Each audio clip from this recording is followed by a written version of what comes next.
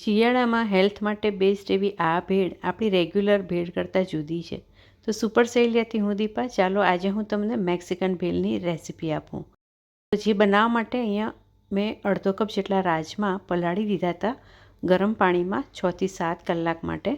પછી એને 6 થી 7 કલાક પછી ધોઈ લીધા અને ડબલ પાણી અડધી ચમચી મીઠું નાખી અને બોઇલ કરી લીધા.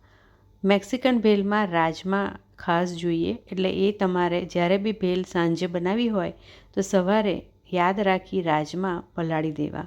રાજમાની સીટી પડે ત્યાં સુધી ડુંગળી, રેડ કેપ્સિકમ અને ગ્રીન કેપ્સિકમ બધું જ આપણે બારીક સુધારી લઈશું. તમારી પાસે યલો કેપ્સિકમ હોય તો એ પણ લઈ શકો છો. તો આ રીતે બધું એકદમ સરસ બારીક સુધારવાનું જ છે, અને ચોપ નથી કરવાનું. પાણી ન છૂટે બહુ એનું ધ્યાન રાખવાનું છે, એટલે ચાકુ વડે જ એને બારીક સુધારી લેવું. તો અહીંયા મેં કેપ્સિકમ અને કાંદા બધું જ બારીક સુધારી લીધું છે. તમે યલો કેપ્સિકમ પણ હોય તો એડ કરી શકો છો. આ બધું જ સલાડ આપણે એક બાઉલમાં ટ્રાન્સફર કરી લઈશું.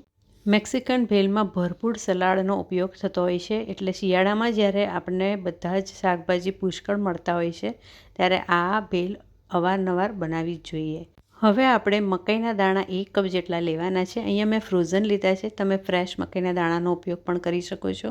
આ રીતે ગરમ પાણીમાં મકાઈના દાણાને એક બોઇલ આવે ત્યાં સુધી થવા દેવાનું છે અને બાફી લેવાના છે.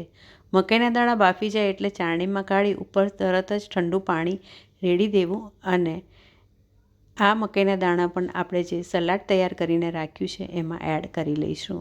તો જુઓ, બહુ જ સરસ બધા કલર્સ દેખાઈ રહ્યા છે, રેડ, ગ્રીન, યલો, વ્હાઈટ. હવે આપણે અહીંયા ટોમેટો કેચઅપ 2 મોટી ચમચી ભરીને એડ કરી લઈશું. તમારી પાસે જે ટોમેટો કેચઅપ હોય એ તમારે એડ કરવાનો. મેં અહીંયા વિબાનો ટોમેટો કેચઅપ રેગ્યુલર જે આવે છે એ એડ કર્યો છે. હવે આપણે એમાં એડ કરી લઈશું બેઝિલ અને ઓરેગાનો પાપા ચમચી જેટલું. આ સિઝલિંગ છે જેનો ઉપયોગ કરીશું એટલે એકદમ ટેસ્ટી આપણી ભેળ લાગશે.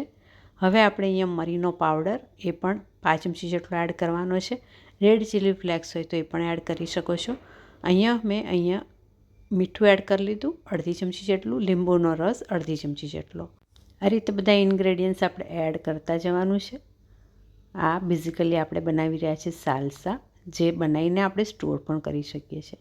એક બારીક સુધારેલું ટામેટું મેં એડ કરી લીધું છે. લસણનો પાવડર કે પછી ફ્રેશ વાટેલું લસણ થોડું એડ કરવાનું. એ ન ખાતા હોય તો સ્કીપ પણ કરી શકો છો. અને આ આપણે એડ કરી લીધા બોઇલ રાજમા.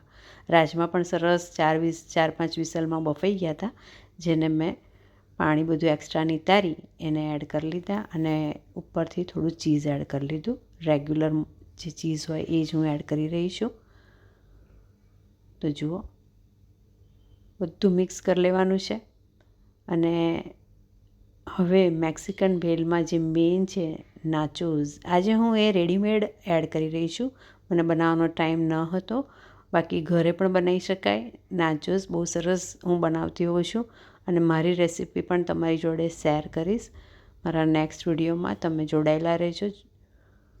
આજે તો આપણે રેડીમેડ જ ચીઝ નાચોઝ હું લઈ આવી હતી, અને એ આ રીતે સર્વિંગમાં સૌથી પહેલાં નાચોઝ લઈશું એક બાઉલમાં, જેને આપણે થોડા આ રીતે બ્રેક કરી લઈશું, નાના એના ટુકડા કરી લઈશું.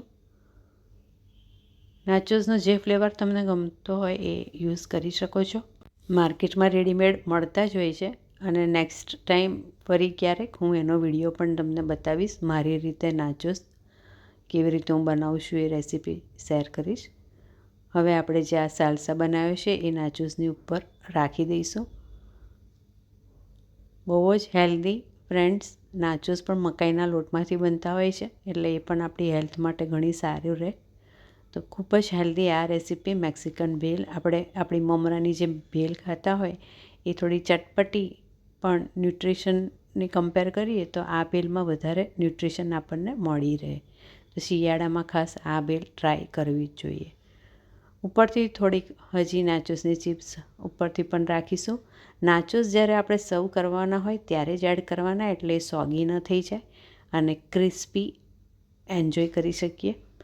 ઉપરથી થોડું એક્સ્ટ્રા ચીઝ કિડ્સ માટે તો બને જ, એટલે એ હું એડ કરી રહી છું મારા સનના બાઉલમાં. તો રેડી છે આ Mexican bhel. Thank you for watching.